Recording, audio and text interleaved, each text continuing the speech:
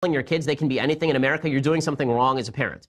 And if you had to wait until Black Panther came out, right, we heard this about Barack Obama when he was elected too. Now that Obama's been president, black Americans will feel like they too can be president. It's a transformative moment. And yet, all we hear now is that America is deeply racist and black people are still systemically discriminated against, and that black people are still victims in American society. So it turned out it didn't mean anything. When Obama was president, we were told it meant everything. And then he was president for 2 terms, right, reelected overwhelmingly. And then it turns out it didn't mean anything because we needed Chadwick Boseman to somehow make sure that black people felt accepted in American society because a bunch of white executives at Marvel greenlit a film about black people in a fictional country in Africa.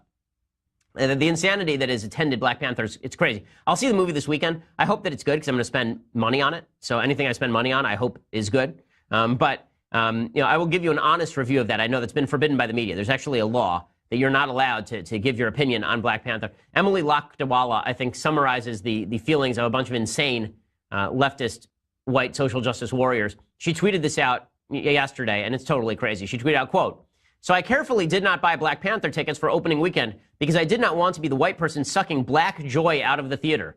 What's the appropriate date for me to buy tickets? Is next weekend okay?" I think the appropriate thing for Emily Lakdawala to do is never to leave her home again or tweet.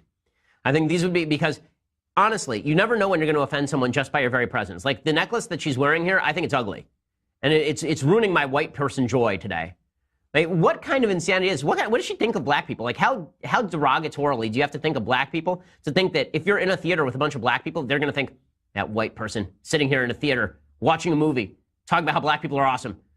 That's ruining my black joy. First of all, what is black joy? And why is black joy different from white joy? Or different from almond joy, for that matter? I'm confused. Well, what are we even talking about here? But the sensitivity police have gone so far that we now have to have fully segregated theaters to make sure that black people are not offended by the presence of white people, according to Emily Lakdawala. And we actually have to segregate the theaters. It's amazing. I mean, we could do the converse. We did the converse for a couple hundred years in this country. Right? The converse was black people won't be allowed into white people theaters because that will offend the white people and ruin their white joy. This is stupid, folks. This is not only stupid, it's counterproductive to the notion of a good and honest and free American society.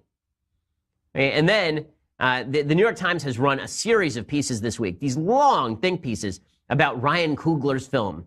Okay, so there are 2 that I spotted right off the bat. One by Salamisha Tillett. I don't know who Salamisha Tillett is. I guess Salamisha Tillett is, well, I guess they didn't give this person's biography, so I don't know if this is a man or a woman. But the piece is called Black Panther Brings Hope, Hype, and Pride.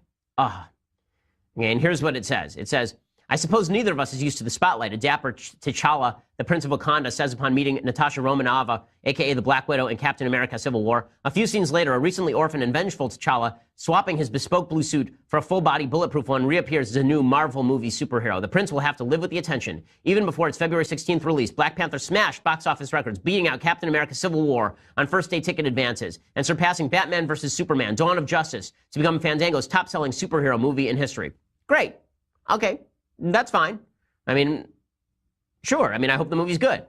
But I do love this idea that, this is some sort of amazing moment. Not since Spike Lee's Malcolm X has there been so much hype and hope for a movie among African-American audiences. From special group outings planned by excited fans to crowdfunding campaigns to ensure children can see it, Black Panther is shaping up to be a phenomenon. In December, a viral video of 2 African-American men excited to see the movie's poster with its all-star black cast. "This is what white people get to feel like all the time," one man wrote on Twitter, seemed to capture the anticipation, garnering more than 2.5 million views.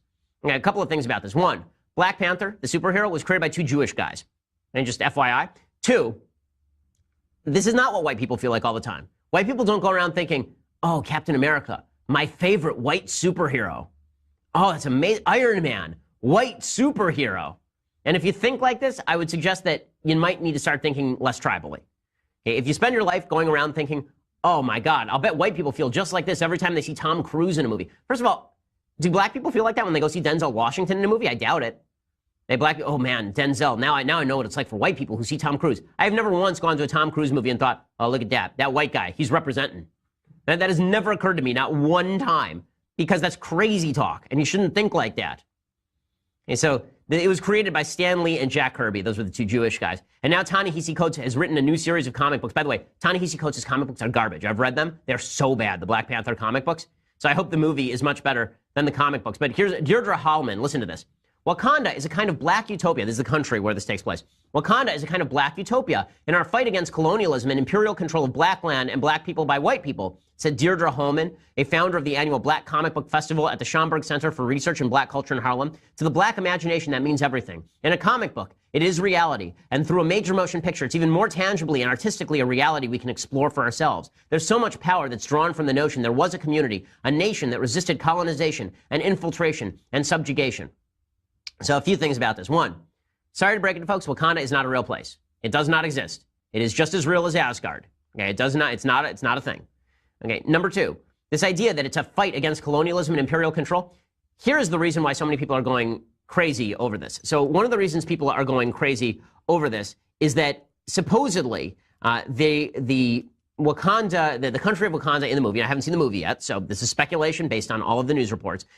The country of Wakanda has basically been separated from society for a long time. So it's sort of like 17th century imperial Japan, right? It's been separated from the rest of the world for a long time. White people have not come in. There's been no trade with the outside world except through vibranium, which I guess is some material, some alien material that landed there and is extraordinarily valuable and is used in weaponry like Captain America's shield.